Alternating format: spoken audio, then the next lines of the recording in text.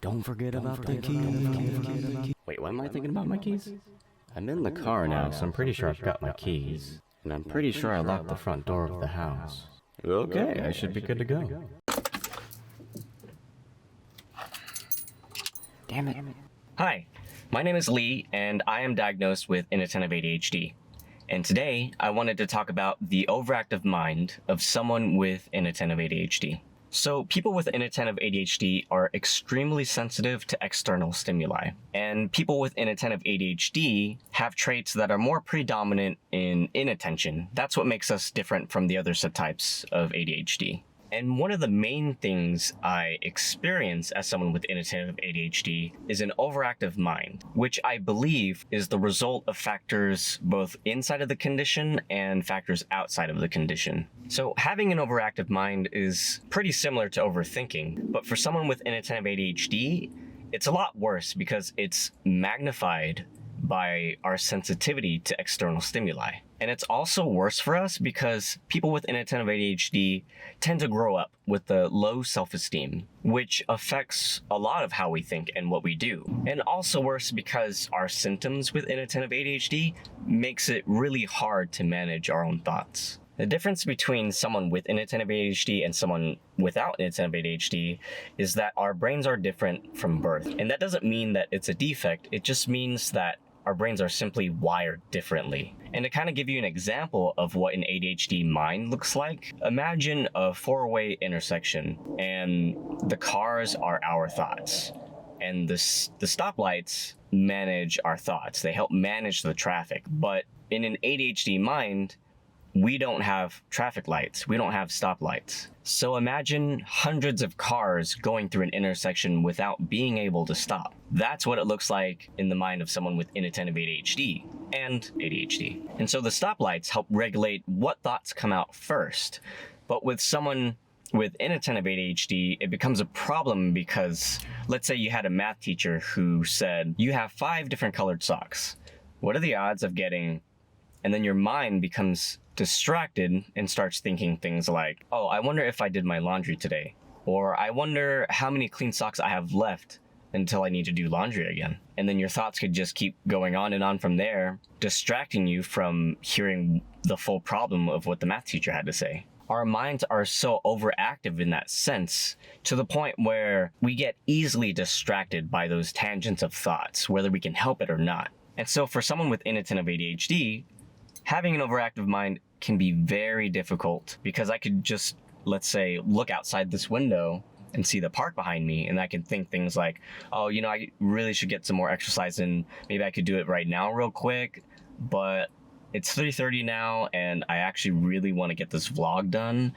And then my mind goes to things like, oh, my girlfriend's probably going to call soon because she's getting off work, but this is my only free day off, so I should really try my best to vlog and maybe think about exercise later. And you see what I'm doing there? It's like, I'm not trying to do that. My mind is going off into many tangents of like what I could do, what I couldn't do, and just going in all sorts of directions. That could happen from like seconds to minutes at a time to even hours, not being able to like decide what I want to do. And all of those thoughts are happening much quicker than how I'm saying that for you. All of what I just said could happen in a matter of like 5 to 10 seconds.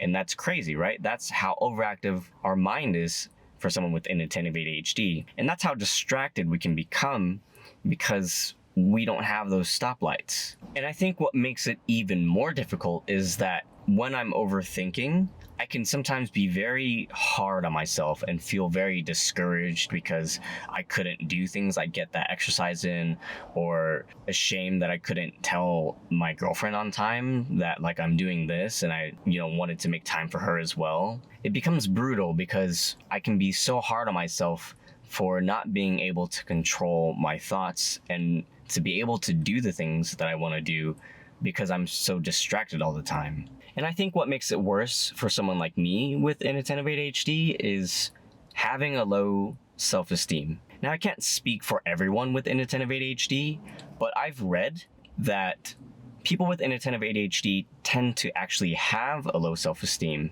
And I think that's due to being undiagnosed for years.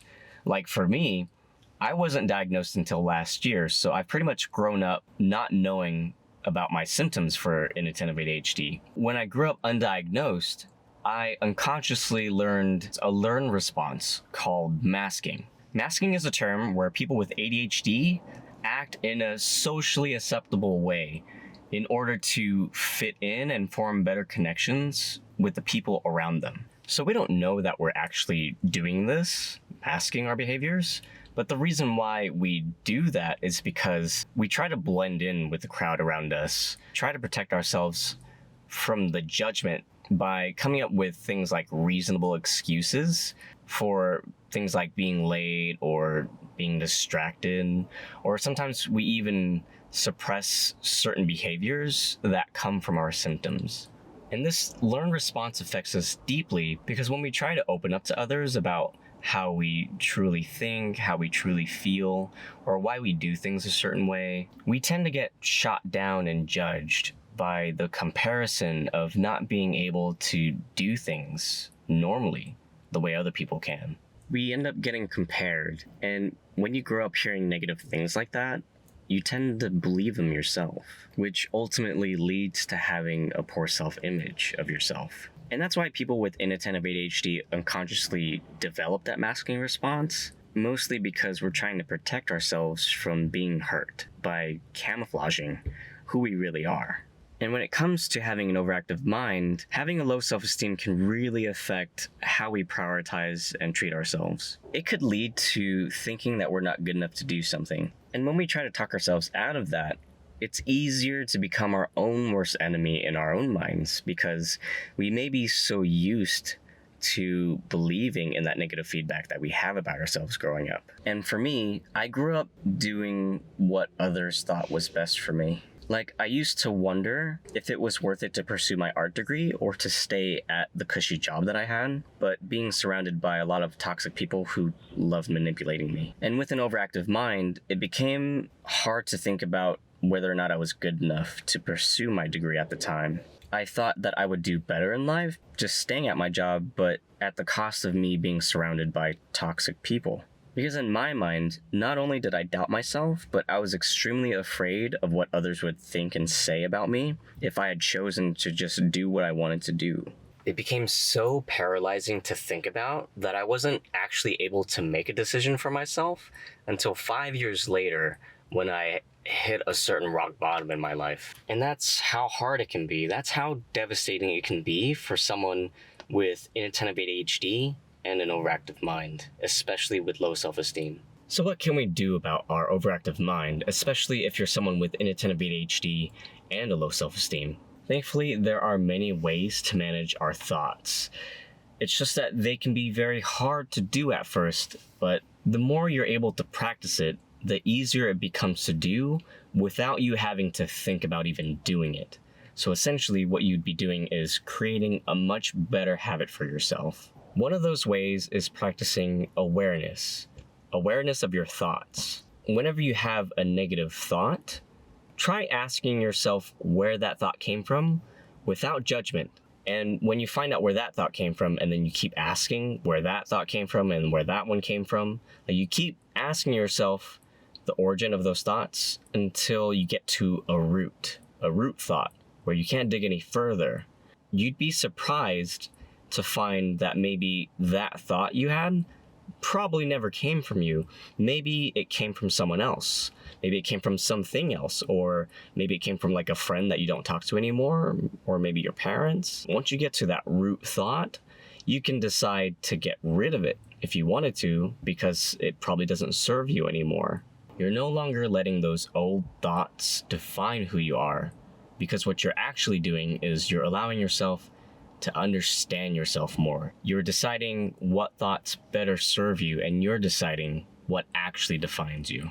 Now, I think it works that way because when you're being kind to yourself and you're allowing yourself to continue doing this, to continue changing your belief systems where those root thoughts are coming from, what you're actually doing is you're allowing yourself to understand more about yourself by going back to these root thoughts and really seeing where they came from and seeing how it affected you so much when you were younger, right? And so what you're actually doing there at the same time is you're really understanding how you came to be. You're also becoming that much more confident in yourself as a person, because not only are you starting to understand who you really are now, but you're also starting to undo all of these negative belief systems that you may have had growing up. And the beauty of this practice is that it allows you to replace your old belief systems with better and new belief systems that better serve you. You'll probably begin to realize that everything that you went through probably wasn't your fault, and it probably wasn't someone else's fault either. You'll probably understand that things just happened to be that way simply because of the circumstances. That maybe something that had happened wasn't your fault because you didn't know any better, because you were young. And when you're able to see that, you won't be as harsh on yourself anymore, and you won't blame yourself anymore, which becomes a huge difference when it comes to having an overactive mind. Another way is practicing how to change your negative thoughts into more positive ones. What you can practice is not only being aware of when you have that negative thought, you're also practicing how to actively change your thoughts into ones that you would rather have. So essentially changing a negative thought into a better one.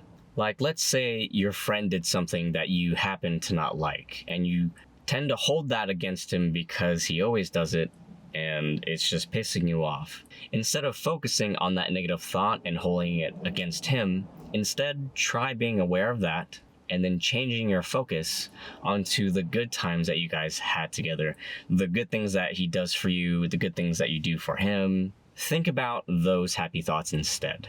For people with inattentive ADHD, our emotions are what goes through those intersections first. So we tend to have a lot of quick mood changes. So it becomes a good practice for you when you're able to take a step back and really observe that thought first before doing anything and not judging it. You take a step back, think about that, and then try to change that thought. Try to change your focus onto something a little bit better.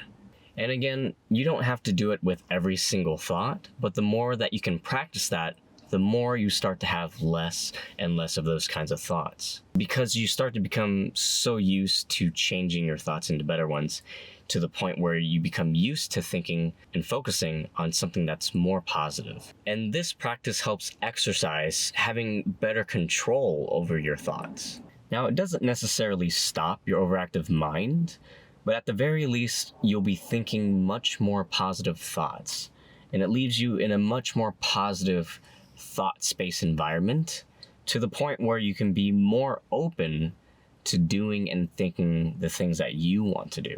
And the third way is something that I feel like everyone knows about, but it's just really hard to do, and it's something that I'm also struggling to do, but it comes down to things like actually reducing the distractions around you, breaking big tasks into smaller ones that are more manageable for you, budgeting more time for yourself to be able to do those things, to even building a routine for yourself to make things easier, and following a healthier lifestyle, doing things like exercising to get natural dopamine in your system, getting enough sleep, eating right, things like that. It can be one of the most hardest things to do because inattentive ADHD, and what makes it easy for me is, thankfully, I'm on Ritalin, ADHD medication, that helps me to enforce these habits more, to try to exercise more, to try to cook and eat right. But I know for someone who doesn't want to take medication, it can be extremely difficult to try to keep doing these kinds of things for ourselves,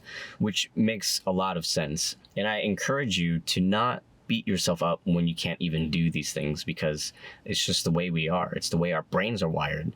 I encourage you to instead try to be kind to yourself and let yourself do these things one at a time if you need to. It really comes down, in my opinion, to finding what works best for you. Find a routine that works well with you. Because I think being kind to yourself, learning to be kind to yourself, really goes a long way, especially if you're someone with inattentive ADHD and someone who's suffering from low self-esteem. So overall, I think what really helps with your overactive mind is having a good attitude. And this could be the hardest thing to have, especially if you're someone with inattentive ADHD who grew up with low self-esteem. But once you are able to decide that you simply want better for yourself, it becomes that much easier to become kinder to yourself and to be able to change your old belief systems one by one. Being able to be kind and compassionate towards yourself also allows you to learn how to become your own best friend, which is a huge help when it comes to managing your overactive mind. And if you'd like to learn more about inattentive ADHD and the overactive mind, try checking out the links that I put down below. I hope that helps. Even if you don't have inattentive ADHD, I feel like these techniques could really help anyone with or without the condition, as long as you allow yourself to try and practice it and really try to be kinder to yourself. And having said that, I hope you do be kinder to yourself, and I hope you have a great rest of your day.